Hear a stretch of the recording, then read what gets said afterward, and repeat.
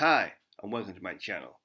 For those of you new, my name is Dave and I work in financial services, and these videos are a mixture of my journey and development toward financial freedom, financial products and financial well-being, so hopefully you, like me, can reach your financial goals and aims sometime in the future.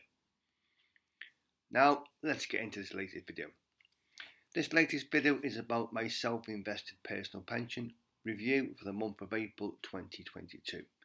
Now, I do have a workplace pension through my employment, but I'm restricted on the assets I can invest, the amount I can invest, and the number of funds or selection of funds I can choose.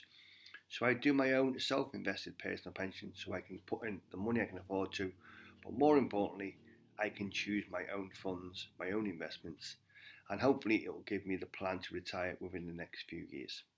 With regard to the portfolio, each year we're looking for an annual return of 10%. For 2022, we're looking for annual dividends of £4,000 and we're looking for a year-end value of £120,000. At the start of April, the portfolio is worth £98,687. At the end of April, it was showing a loss of £2,932. It was now worth £95,755, but a profit for the year to date of 0.31%. For during the month, we made our normal contributions, start of the month of £200, and the government topped it up with tax relief of £50 as a basic rate taxpayer. We incurred monthly fees of £14.20. And if we look at the following chart, it will give us an overview of the dividends we received. So during the month, we received the following dividends. From Barclays Bank, £113.08, reinvested 77 new shares at a cost of £1.50. We received a dividend from Pennon, the water company, £15.56. It was not worth reinvesting because of the size and the cost, so we will use that next month to purchase new shares. We received a dividend from HSBC, the banking group, £142.60. We invested 27 new shares, and we received a special dividend from Greggs the Bakers, £106.80, and again reinvested 4 new shares. So during the month, £378.04. For the year to date, £452.79. And across our 16 shares, we've got an average yield of 3.19%. The portfolio is prominated, as I said, in the UK. It's across the banking sector, financial services. We do own 80.34% of our portfolio in direct shares held. So I said 16 shares, of which 64.69% is in the FTSE 100 and 15.66% is in the FTSE 250. Grand shareholding total of £76,682. Now, the following chart will highlight the shares. I'm not going to go through all 16 shares, but just a quick overview. Our largest holding is Aviva, 4,064 shares, £17,600, 18% of our portfolio. But it will give us a very good dividend next month, and it is doing a buyback, so the number of shares will be reduced, but it will pay us a special B share dividend, which we will reinvest back into Aviva. Our next holding is Lloyds Bank. We own 31,780 shares, 14,500, 15% of our portfolio. Dividends increased. Very good trading statement recently, but it will give a very good dividend during next month. Our next shareholding is now our best performer. It's Drax, the power plant and the biomass maker. We own 1,173 shares, £9,500, nearly 10% of our portfolio, but it did have a very good trading statement in the month, and its shares were up over 5% on the day. And again, it will pay a very improved dividend during next month. Our next shareholding, Greggs, 272 shares, so we did reinvest 4 new shares at a dividend, £6,300, 6.5% of our portfolio, but again, a very good trading statement in the month. It is cash rich and it will also pay us an annual dividend during next month.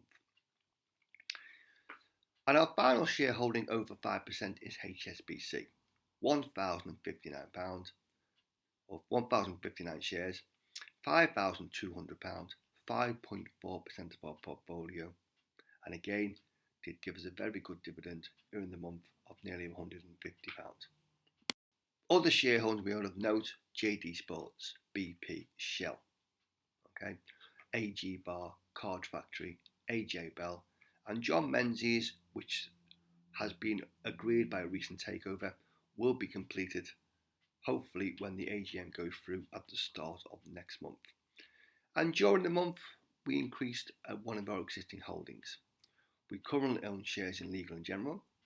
We purchased 108 shares at a cost of £280.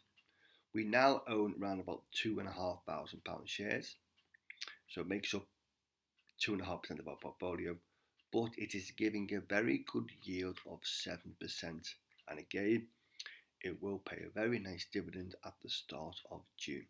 So a collection of shares, say 16 shares, 18 profit, but all bought for long-term holds for dividends, and so we did make £380 in the month, hopefully well on target to our annual dividends of £4,000 during this year. Now a quick overview of the funds held within the portfolio. At the moment we own 6 funds, 4 in profit, 2 in loss. Only recently in loss, makes up 19.66% of our portfolio and a total fund value across the funds of £18,760. Quite simplified, but 6 funds in total. Our largest fund is a Legal & General Technology Index Fund. £5,600, 5.8% of our portfolio, but it is showing a loss in the month of £500. Tech stocks have been hampered during the year to date, hopefully a short-term blip, but it is spread across numerous tech shares. Our next holding is a US smaller companies. £3,900, 4% of our portfolio, but again a loss in the month of £300, hopefully a short-term blip. And then our next share of note is a Ballygifford Positive Change, quite selective towards ESG funds and a positive amount in the future. Owns about 30 to 35 stocks for £3,400, 3.6% of our portfolio, but again a loss in the month of £400. And then the final 3 funds, quite steady in growth during the month. We own a UK equity fund, £2,600, 2.7% of our portfolio, but it was bought for diversification across FTSE 100 companies. We also own a global growth fund, has struggled recently, £2,300, but 2.4% of our portfolio, bought for diversification because we are solely UK based. And then our smallest holding is a UK smaller companies. We put £1,000 in, struggled recently, it's now worth £886, but it makes up just under 1% of our portfolio.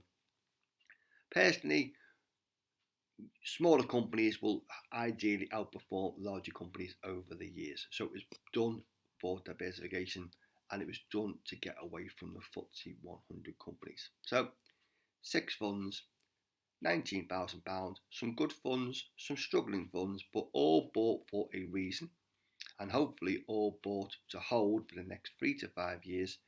And we will actually increase them funds on a regular basis through investments, through contributions. Okay. Now remember, this is not a get rich quick scheme. We're aiming for 10% year on year. The year to date, okay, we've made a small profit, less than 1%, but we do have some very good results during the month. We have got some very good dividends due in May and June, and hopefully we will reach our targets of 10% year on year.